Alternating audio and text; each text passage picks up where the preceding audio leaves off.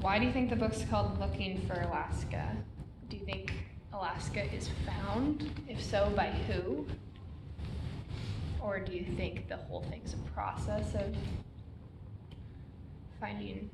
I don't think they ever really find it because they never really understand like her mind and what she was going through or why she died, or they never fully like understood her even till the end. So and I think that's kind of what that was meaning, like or continued like for her. Yeah. I think they will like the rest of their lives just thinking about her. Yeah. One thing that was interesting was like how Pudge talks about like his like great perhaps, and at one point he kind of like connects his great perhaps like and Alaska. So it's kind of interesting like before he even like knows that Alaska exists, like he's looking for Alaska, which I thought was like kind of interesting. And then in the end they're also like looking for Alaska even when she's not there. And I think Alaska's like also looking for Alaska. It's true. Like, Everyone's looking yeah. for Alaska. Yeah. Alaska kind of represented like his whole great perhaps, his adventure, friends, you know, being kind of rebellious, like having that. I mean, you talked about like never going beyond like first base with girls, and that was probably part of his great perhaps too, just getting excitement and adventure out of life. I really wanted to read this. Okay, I'm gonna read it. Is probably, in my opinion, was the most meaningful part of the book. I almost cried. I almost cried when Alaska died because a couple things, but I don't know why I was so emotionally attached to her, but also my community suffered a suicide this week on Tuesday, so that was it was very coincidental. So a lot of the feelings they had, and I knew him, and it was a teenage boy.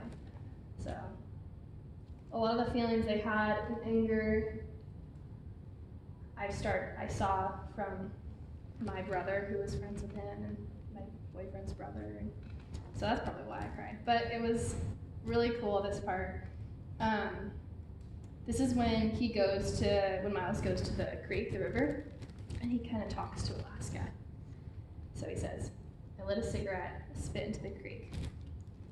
You can't just make me different and then leave, I said loud to her.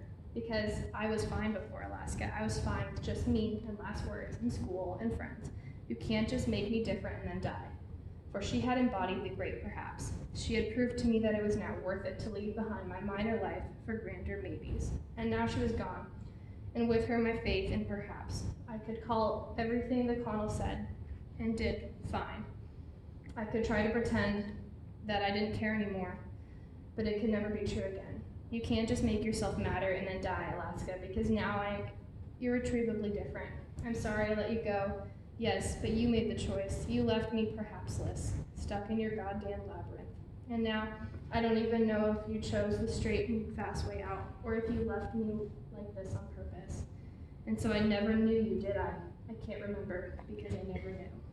And so I feel like that kind of summed everything up super well, because it summed up his looking for Alaska, his blaming of her, like it was his problem, not hers, that she died.